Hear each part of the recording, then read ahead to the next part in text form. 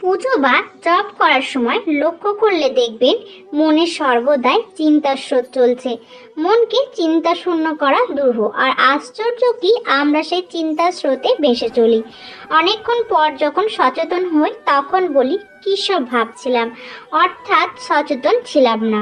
মন আমাদের যেদিকে নিয়ে যাচ্ছিল আমরাও সেই দিকেই যাচ্ছিলাম। মনকে লক্ষ্য করলে, মনকে পরখ করলে ধীরে ধীরে মনের স্রোত আমাদের টেনে নিতে পারে না, মনের উপর নিয়ন্ত্রণ আসে। নমস্কার, আজকের এই ভিডিওটি থেকে আপনারা জানতে পারবেন পুজো বা জপ করবার সময় মনে নানান রকম চিন্তা কেন আসে এবং এই চিন্তা থেকে মুক্তি পাওয়ার কি উপায়। চলুন তাহলে দেরি না করে শুরু করা যাক আজকের এই পর্বটি। মনে রাখবেন, মন আমাদের উপর কখনোই আধিপত্য করতে পারে না, আমরা মনের উপর আধিপত্য করতে পারি। মনের আরেকটি বৈশিষ্ট্য হলো একই মন দুভাগে বিভক্ত, একটি দ্রষ্টমন আর অপরটি হলো দৃশ্যমন।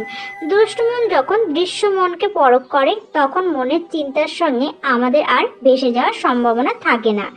তাই স্বামীজি বলেছেন, আসনে বসেই পুজো বা জপ শুরু করবেন না, মনকে কিছুক্ষণ লক্ষ্য করুন। মন কি করছে লক্ষ্য করুন, দেখবেন ধীরে ধীরে মনের ছোটাছুটি বন্ধ হয়ে যাবে, মন একাগ্র হয়ে যাবে। তারপর পুজো বা জপ করতে বসুন। উপাসনা বা পুজো করার আগে তার অন্তর্নিহিত অর্থ বোঝার চেষ্টা করবেন।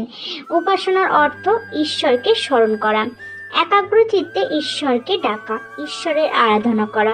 উপাসনা ধর্ম পালনের অন্যতম প্রধান অঙ্গ পদ্ধতি হলো ধ্যান করা, জপ করা, কীর্তন করা, পুজো করা, স্তব স্তুতি করা। এইসব পদ্ধতিতে উপাসনা করা হয়। একাগ্র চিত্তে ঈশ্বরের চিন্তা করার নাম হলো ধ্যান। নীরবে ঈশ্বরের নাম উচ্চারণ করাকে বলে জপ। সরবে ঈশ্বরের নাম উচ্চারণ বা গুণগান করার নাম হলো কীর্তন। ঈশ্বরের প্রশংসা করে তার নাম উচ্চারণ করাকে বলে স্তব স্তুতি। উপাসনা করলে দেহ মন পবিত্র হয়। উপাসনার সময় আমরা ঈশ্বরের প্রশংসা করি, তার আশীর্বাদ প্রার্থনা করি, সকলের কল্যাণ কামনা করি। উপাসনা দুপ্রকার, যেমন সাকার উপাসনা ও নিরাকার উপাসনা।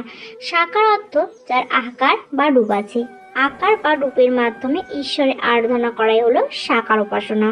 যেমন বিভিন্ন দেবদেবী, যেমন ব্রহ্মা, বিষ্ণু, শিব, কালী, দুর্গা, লক্ষ্মী, সরস্বতী প্রভৃতি ঈশ্বরের সাকার রূপ। আমরা ঈশ্বরকে দেব দেবী প্রতিমা রূপে ও অবতার রূপে উপাসনা করি। এরূপ উপাসনায় ভক্ত ঈশ্বরকে সাকার রূপের কাছে পায়, তাকে পূজা করে, তার নিকট প্রার্থনা করে। আর ঈশ্বরকে নিরাকারভাবে উপাসনা করা যায়। নিরাকার উপাসনায় ভক্ত নিজের অন্তরে ঈশ্বরকে অনুভব করে, ঈশ্বরের নাম জপ করে, অর্থাৎ মনে মনে নীরবে ঈশ্বরের নাম উচ্চারণ করে, ঈশ্বরের নাম কীর্তন করে, তার স্তবস্তুতি করে তার নিকট প্রার্থনা জানায়, নিজের ও জগতের কল্যাণ কামনা করে। সুতরাং ধ্যান, জপ, কীর্তন, পূজা, স্তব স্তুতি বিভিন্ন পদ্ধতিতে আমরা ঈশ্বরের উপাসনা করি। উপাসনা একটি নিত্যকর্ম, প্রতিদিন উপাসনা করতে হয়। প্রতিদিন সকাল, দুপুর ও সন্ধ্যায় ঈশ্বরের উপাসনা করা কর্তব্য।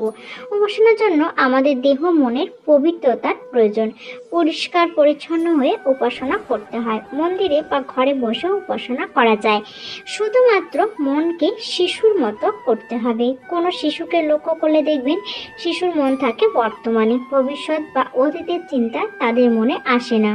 তারা বর্তমানে প্রাণবন্ত। তাই আমাদেরও শিশুর মতো বর্তমানে বাঁচতে শিখতে হবে, অতীত বা ভবিষ্যতে চিন্তা করা যাবে না। এটি হলো বিভিন্ন চিন্তা থেকে মুক্তির প্রথম ধাপ। তারপর দ্বিতীয় যে ধাপ সেটি হলো ধ্যান। অত্যাধিক চিন্তা থেকে মুক্তি পেতে দরকার হলো ধ্যান। অতিরিক্ত চিন্তা আপনার মনকে অপ্রয়োজনীয় চিন্তায় জর্জরিত করতে পারে আর আপনার মানসিক চাপও বাড়াতে পারে। অবিশ্বাস, সন্দেহ, অনুশোচনা ও বিকৃত বাস্তবতা এসব ঘিরে থাকে সর্বদা। এগুলি কোনোটাই শান্তিপূর্ণ বা সুখী জীবনযাপনের সহায়ক নয়। তবে ধ্যান আপনাকে সচেতন করে তুলতে সাহায্য করে। ভগবানের উপাসনার প্রথম এবং সবচেয়ে গুরুত্বপূর্ণ নিয়ম হচ্ছে আমাদের সর্বদা ভক্তি ও শুদ্ধ চিত্তে তার উপাসনা করা উচিত। 2 নাম্বার, ঈশ্বরের উপাসনা সঠিক পথে এবং সঠিক জায়গায় করা উচিত। বাস্তু অনুসারে বাড়ির পুজোর স্থান সর্বদা উত্তর পূর্ব দিকে হওয়া উচিত এবং পূজা করবার সময় আমাদের মুখ পূর্ব দিকে হওয়া উচিত। 3 নাম্বার, ঈশ্বরের উপাসনা করবার সময় আমাদের সর্বদা পঞ্চদেব, সূর্যদেব, শ্রী গণেশ, দেবী দুর্গা, ভগবান শঙ্কর এবং ভগবান বিষ্ণুর ধ্যান করা উচিত। 4 নাম্বার, ভগবানের আরাধনায় স্নানের পর পরিচ্ছন্ন বস্ত্র পরিধান করে সর্বদা শুদ্ধ চিত্তে পূজা অর্চনা করতে হবে। 5 নাম্বার, সর্বদা আপনার উপাসনা অনুযায়ী আসন ব্যবহার করবেন। মাটিতে বা বিছানা ইত্যাদিতে বসে পূজা পাঠ করবেন না।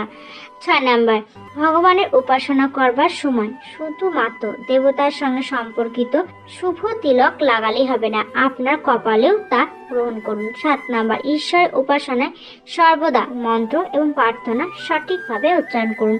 যথোপযুক্ত জপমালা সহ দেবতা এবং গ্রহ সম্পর্কিত মন্ত্রগুলি জপ করুন। জপের জন্য অন্য কারোর মালা বা গলায় পড়া মালা ব্যবহার করবেন না। 8 নাম্বার, ভগবানের পুজোর পর আরতি করতে হবে।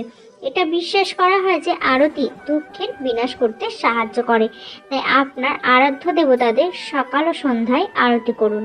9 নাম্বার, পূজা করবার পর পুজোয় কোনো ভুল ত্রুটি হলে তার জন্য ক্ষমা প্রার্থনা করুন এবং যথাস্থানে আসন রেখে দিন, কখনো পা দিয়ে সরাবেন না। 10 নাম্বার, কোনো পুজো বা সংকল্প সংক্রান্ত কোনো দান অঙ্গীকার গ্রহণ করলে তা যথাসময়ে সম্পন্ন করতে হবে, অন্যথায় দোষ হয়। তো বন্ধুরা, আজকের মতন ভিডিওটি এখানেই শেষ করছি। আশা করি আপনাদের ভালো লাগবে। যদি ভালো লাগে তাহলে অবশ্যই লাইক করবেন এবং চ্যানেলটিকে সাবস্ক্রাইব করে নোটিফিকেশন বেল আইকনটি অন করে রাখবেন এরকম আরও নতুন নতুন ভিডিও দেখার জন্য।